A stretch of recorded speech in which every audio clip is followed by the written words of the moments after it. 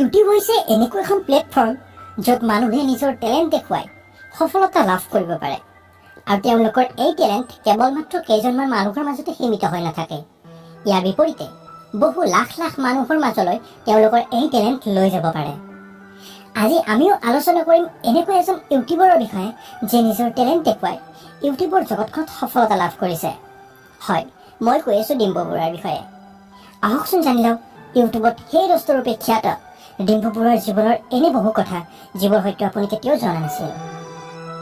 ডিম্পু বৰুৱাৰ জন্ম হৈছিল 1995 চনৰ 6 আগষ্ট তাৰিখে অসমৰ নলবাৰী জিলাত।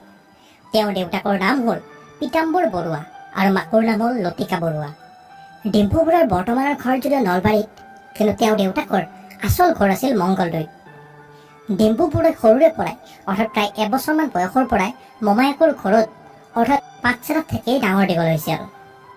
পাঠশালাত থকা 1212 নং মধ্যাবন প্ৰাথমিক বিদ্যালয়ত ডিম্পু বৰুৱাৰ শিক্ষা জীৱনৰ আৰম্ভণি হৈছিল। তাৰপিছত তেওঁ পাঠশালাতে থকা চৌখুটি হাইস্কুলত নামভৰ্তি কৰে আৰু চৌখুটি হাইস্কুলত তেওঁ 7ম শ্ৰেণীলৈকে পঢ়িছিল। ইয়াৰ পিছত ডিম্পু বৰুৱাই মমায়েকৰ ঘৰৰ পৰা নিজৰ ঘৰলৈ অৰ্থাৎ নলবাৰীলৈ উভতি আহে। ঘৰলৈ আহি তেওঁ নলবাৰীত থকা ব্ৰজলক্ষ্মী বিদ্যাপীঠত 7ম শ্ৰেণীত নামভৰ্তি কৰে। ব্ৰজলক্ষ্মী বিদ্যাপীঠত তেওঁ 7ম শ্ৰেণীত পঢ়ি পুনৰ নলবাৰীতে থকা দেৱীৰাম পাঠশালা উচ্চতৰ মাধ্যমিক বিদ্যালয়ত 8ম শ্ৰেণীত নামভৰ্তি কৰে আৰু পিছত ইয়াৰ পৰাই দ্বিতীয় বিভাগত মেট্ৰিক পৰীক্ষা তেওঁ সুখ্যাতিৰে পাছ কৰে।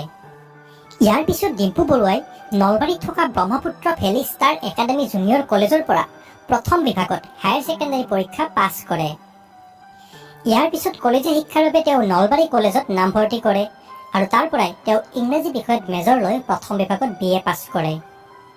কলেজীয়া শিক্ষা শেষ কৰি ডিম্পু বৰুৱাই 2 বছৰৰ পাঠ্যক্ৰম DLED অৰ্থাৎ ডিপ্ল'মা ইন এলিমেণ্টাৰী এডুকেশ্যনো পাছ কৰে। আৰু ইয়াৰ পিছত বৰ্তমান ডিম্পু বৰুৱাই আইডল অৰ্থাৎ institute of distance and open লাৰ্ণিঙৰ পৰা ইংৰাজী বিষয়ত MA কৰি আছে। ইয়াৰ লগে লগে ডিম্পু বৰুৱা এগৰাকী সুদক্ষ শিক্ষক হিচাপেও আমাৰ মাজত পৰিচিত, য'ত তেওঁ স্কুলৰ সৰু ল'ৰা ছোৱালীবোৰক ইংৰাজী বিষয়ৰ পাঠদান কৰে। বৰ্তমান ডিম্পু বৰুৱাই শিক্ষকতা বৃত্তিটো পাৰ্ট টাইম হিচাপে কৰি আছে। এতিয়া আমি আলোচনা কৰিম ডিম্পু বৰুৱাৰ জীৱনৰ প্ৰধান কৰ্মৰাজিৰ বিষয়ে, যি কৰ্মৰাজিৰ বাবে ডিম্পু বৰুৱাক আজি গোটেই অসমবাসী চিনি পায়, অৰ্থাৎ ডিম্পু বৰুৱাৰ ইউটিউব জাৰ্নিৰ বিষয়ে। ডিম্পু বৰুৱা আৰু ডিম্পুজ ব্লগ নামেৰে ডিম্পু বৰুৱাই দুটাকৈ ইউটিউব চেনেল বৰ্তমান চলাই আছে। ডিম্পু বৰুৱাৰ প্ৰথমটো ইউটিউব চেনেল ডিম্পু বৰুৱা, যিটো চেনেল তেওঁ 2017 চনতে আৰম্ভণি কৰিছিল। বৰ্তমান এই চেনেলটোত 6 লাখতকৈ অধিক ছাবস্ক্ৰাইবাৰ আছে। এই চেনেলটোত তেওঁ কিছুমান টেকনিকেল ভিডিঅ' আপলোড কৰাৰ উপৰিও কিছুমান সৰু সৰু বিষয়ৰ ওপৰত ভিডিঅ' বনাই আমাক সহজ সৰল ভাষাত বুজাবলৈ চেষ্টা কৰে। ডিম্পু বৰুৱাৰ দ্বিতীয়টো ইউটিউব চেনেলৰ নাম হ'ল ডিম্পুজ ব্লগ, যিটো চেনেলত তেওঁ 2018 চনৰ 14 এপ্ৰিলত প্ৰথমটো ভিডিঅ' আপলোড কৰিছিল আৰু এই চেনেলটোত বৰ্তমান 6,50,000তকৈ অধিক ছাবস্ক্ৰাইবাৰ আছে।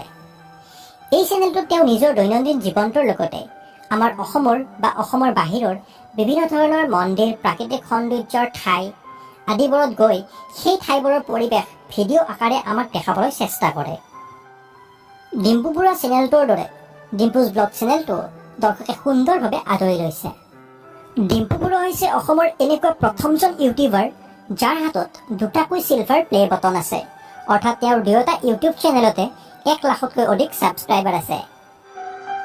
ডিম্পু বৰুৱাই ইউটিউবৰ উপৰিও ইনষ্টাগ্ৰাম, ফেচবুক আৰু টিকটকত বহু সংখ্যক ফলোৱাৰ্ছ ঘটাবলৈ সক্ষম হৈছে। বৰ্তমান তেওঁৰ ইনষ্টাগ্ৰামত 80,000তকৈ অধিক ফলোৱাৰ্ছ আছে, ফেচবুকত 1,94,000তকৈ অধিক আৰু টিকটকত 13,000তকৈ অধিক ফলোৱাৰ্ছ আছে। গতিকে আমি ক'ব পাৰোঁ যে ডিম্পু বৰুৱা হৈছে বৰ্তমানৰ এজন সফল অসমীয়া ইউটিউবাৰ। কিন্তু ইউটিউব জাৰ্নিটো ডিম্পু বৰুৱাৰ বাবে ইমান সহজ নাছিল। ভাৰতবৰ্ষৰ দুজন বিখ্যাত ইউটিউবাৰ মুম্বাইকাৰ নিখিল আৰু টেকনিকেল গুৰুজীৰ ভিডিঅ'ৰ পৰা অনুপ্ৰাণিত হৈ ডিম্পু বৰুৱাই ইউটিউবত ভিডিঅ' দিবলৈ আৰম্ভ কৰিছিল। সকলো ইউটিউবাৰে পোনপ্ৰথমতে ভিডিঅ' আপলোড কৰাৰ দৰে ডিম্পু বৰুৱাইও ইউটিউবত ভিডিঅ' আপলোড কৰি আছিল আৰু এনেকৈ ভিডিঅ' দি থাকোঁতে তেওঁ এদিন নলবাৰীত থকা গৰ্ডন স্কুলখনৰ অৱস্থাটোৰ বিষয়ে এটা ভিডিঅ' বনালে, য'ত তেওঁ গৰ্ডন স্কুলখনৰ লেতেৰা আৰু ভঙা চিঙা সকলো পৰিৱেশ দেখালে। এই ভিডিঅ'টো ইউটিউবত আপলোড কৰাৰ কেইদিনমান পিছতে বহুজনে ভিডিঅ'টো শ্বেয়াৰ কৰিলে আৰু ভিডিঅ'টো ইউটিউবত ভাইৰেল হৈ পৰিল। আৰু ইয়াৰ পিছত এই ভিডিঅ'টো অৰ্থাৎ গৰ্ডন স্কুলখনৰ নিউজটো অসমৰ বিভিন্ন নিউজ চেনেলবোৰতো দেখালে। তেওঁৰ এই ভিডিঅ'টো নিউজ চেনেলত দেখুওৱাৰ পিছত ডিম্পু বৰুৱাই ভিডিঅ' বনাবলৈ আৰু বেছি উৎসাহ পালে আৰু এনেদৰে তেওঁ ভিডিঅ' বনাই প্ৰতিদিনে ইউটিউবত আপলোড কৰি আছিল। কিন্তু তাৰ পিছতো তেওঁ ইউটিউবত সফলতা পোৱা নাছিল।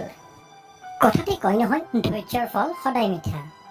ডিম্পু বৰুৱাইও ইউটিউবত জিঅ' নেটৱৰ্কৰ হিষ্ট্ৰীৰ বিষয়ে এটা ভিডিঅ' বনালে আৰু এই ভিডিঅ'টো ইউটিউবত আপলোড কৰাৰ কেইদিনমান পিছতেই ভিডিঅ'টো ইউটিউবত ভাইৰেল হৈ পৰিল।